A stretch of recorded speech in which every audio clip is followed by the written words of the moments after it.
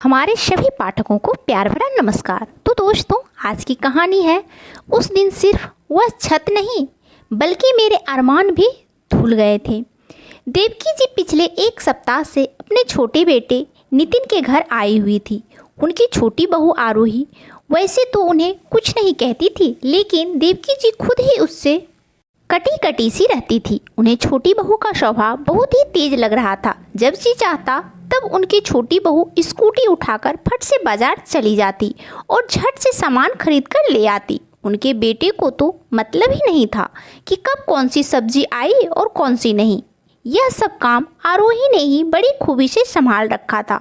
देवकी जी गांव में रहने वाली महिला थी। अपने पति के देहांत के बाद भी वो गांव में ही रहती थी, क्योंकि गांव में उनके बहुत से रिश्तेदार थे और उनके पुश्तैनी मकान में उनके पति की यादें भी बसी थी।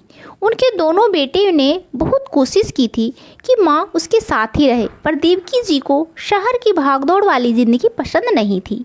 लेकिन हर साल वो बारी बारी से कुछ दिनों के लिए अपने बेटों के पास ज़रूर चली जाती थी। छोटे बेटे की शादी के बाद वो पहली बार उसके यहाँ आई थी, इसलिए वो शहर की तेज तर्रार बहू से घबरा रही थी कि पता नहीं कब कौन सी बात उसे बुरी लग जाए। इसलिए उन्होंने सोचा कि मैं कुछ दिनों के लिए ही यहाँ आई हूँ तो मेरी किसी बात से बहू को बुरा ना लग जाए, इसलिए वो उसके साथ सीमित बातें ही करती थी। ऊपर से आरोही वर्क फ्रॉम होम भी करती थी, तो आधा दिन तो वो अपने काम में ही व्यस्त रहती थी। इसलिए सास बहू को अभी तक ज़्यादा बातचीत करने का मौका भी नहीं मिला था।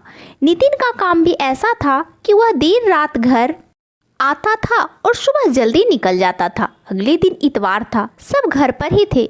बहू को भी काम नहीं था, सब बहुत ही फुर्सत में थे। दोपहर में जब तीनों एक साथ बैठकर लंच कर रहे थे, तभी नितिन बोल पड़ा, माँ, यह बाजार वाले अचार में तुम्हारे हाथों से बने अचार का स्वाद नहीं आता है। एक काम करो ना, अब तुम इन गर्मियों में आई ही हो तो आम का अचार बना दो ना प्लीज़। देवकी जी बेटी की बात सुनकर अपनी छोटी बहू आरोही को कतार नेत्रों से ताकने लगी। उनकी आंखों के आगे पिछले साल का दृश्य घूम गया।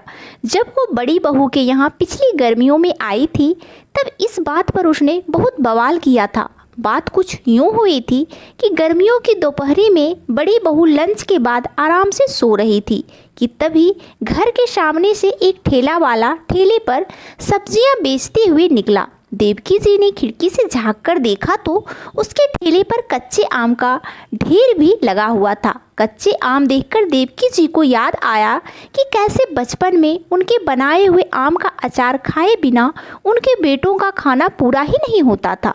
बचपन में दोनों बेटे ज़्यादा अचार खाने के चक्कर में एक दूसरे से होड़ लगाते रहते थे। उसकी ममता अपने हाथों से अचार बनाकर बेटे को फिर से खिलाने के लिए ललायित हो उठी। उन्होंने सोचा कि चलो इस साल मैं यहीं पर आम का अचार बनाकर इन सभी के लिए रख देती हूँ। उन्होंने झट से अपना बटुआ टटोला और पैसे लेकर और ढेर सारे आम खरीद लाई। उन्होंने सोचा था कि शाम को बगल की दुकान से अचार के सारे मसाले भी ले आऊँगी। बड़ी मेहनत से उन्होंने आम को धोया, नमक हल्दी लगाया और सूखने के लिए छत पर पसार दिया। उनके माथे पर पसीने की बूंदें उभर आई थी, पर उनके हृदय में आनंद का सागर उमड़ रहा था। पूरे समय उनके चेहरे पर एक संदिग्ध मुस्कान बनी रही। वो ये सोच सोचकर आनंदित हो रही थी कि सूरज जब उनके हाथों से बने अचार को देखेगा तो कितना खुश हो जाएगा। बड़की बहू शाम को अपनी नींद पूरी करके उठी और छत पर टहलने के लिए चली आई। वहाँ कटे हुए आम के टुकड़े देखकर नाक मुंह सिकुड़ते हुए चिल्लाने लगी, यह सब क्या है? यह सब यहाँ किसने फैलाया है? देवकी जी उसकी आवाज़ सुनकर घबराते हुए वहाँ पहुँची और सुकचाते हुए बोली, बहू, यह तो मैंने ही सूखने के लिए डाला है। मैंने सोचा मैं तुम लोगों के लिए आम का अचार बना देती हूँ। बड़ी बहू ने कठोर शब्दों में कहा, नहीं माँ जी, यहाँ यह सब करने की ज़रूरत नहीं है। अरे, इससे कैसी स्मेल आ रही है, यहाँ पर पूरा घर महकने लगेगा। मैं आपके लिए मार्केट से अचार मंगवा दूँगी। उसी शाम को उसने सारे आम के टुकड़े काम वाली बाई को दे दिए और छत की धुलाई करवा दी। उस दिन सिर्फ वह छत नहीं बल्कि देवकी जी के अरमान भी धुल गए थे। उनकी आँखें रह रहकर छलक उठती, लेकिन वह सबसे अपने आंसू छुपाए हुए थी। शाम को सूरज के आने के बाद भी किसी ने इस बात की चर्चा उससे नहीं की। देवकी जी ने सोचा कि 4 दिनों के लिए बेटे बहू के पास आई है, क्या दोनों में कलह करवाए, इसलिए वह भी खामोश रह गई। इस साल वह छोटे बेटे के यहाँ घूमने के लिए आई थी। जब नितिन ने उनसे आम के अचार की फरमाइश की तो उनका मन कड़वी यादों से भर उठा। यही सब सोचते सोचते वो खाना खा रही थी। जब उनकी तंत्रा टूटी तो उन्होंने देखा कि बेटा बहू तो खाना खाकर जा चुके थे। पुरानी यादों से उनकी आंखों के कोर गीले हो गए थे। उन्होंने अपनी नम आंखों को अपने आंचल के छोर से साफ किया और खाना खाने के बाद अपने कमरे में आराम करने चली गई। शाम को आरोही उनके कमरे में आई तो वह झटके से उठ बैठी। आरोही ने कहा, माँ तैयार हो जाइए, आज मैं आपको बाहर लेकर चलती हूँ। देवकी जी ने पूछा, नितिन भी हमारे साथ आएगा ना? आरोही ने कहा, अरे नहीं माँ, वो तो अपना मैच देख रहे हैं, इसलिए हम दोनों घूम कर आते हैं। देवकी जी तैयार हो गई। आरोही ने स्कूटी निकाली तो देवकी जी ने घबराकर उसकी तरफ देखा। आरोही ने मुस्कुराते हुए उनका हाथ पकड़कर कहा, अरे माँ आप चिंता मत करिए, मैं हूँ ना, मैं आपको नहीं गिराऊंगी। इतना बोलकर आरोही खिलखिलाकर हंस पड़ी। आज पहली बार वह बहू को इस तरह खिलखिलाते हुए देख रही थी। उन्हें बहुत अच्छा लगा।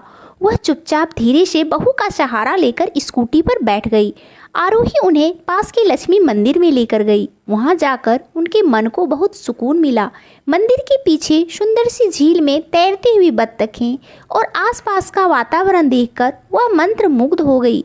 उसके बाद आरोही के साथ उन्होंने समोसे और चाट का लुत्फ उठाया। देवकी जी का मन प्रसन्नता से भर गया। फिर आरोही उन्हें लेकर मंडी गई और बोली, माँ आप अचार के लिए आम खरीद लीजिए, फिर हम मसाले भी खरीदने चलेंगे।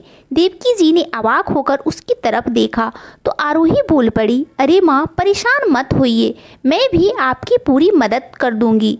आप मुझे भी सिखा देना कि आम का अचार कैसे डालते हैं। यह बात ये है ना कि मुझे भी बचपन में ही अपने माँ के हाथों के बने हुए आम के अचार का स्वाद बहुत पसंद है और मैं इतनी आलसी थी कि कभी मैंने सीखने की कोशिश ही नहीं की। अब आप भी तो मेरी माँ हैं, अब आपके हाथों में भी अचार का स्वाद चखकर देखती हूँ।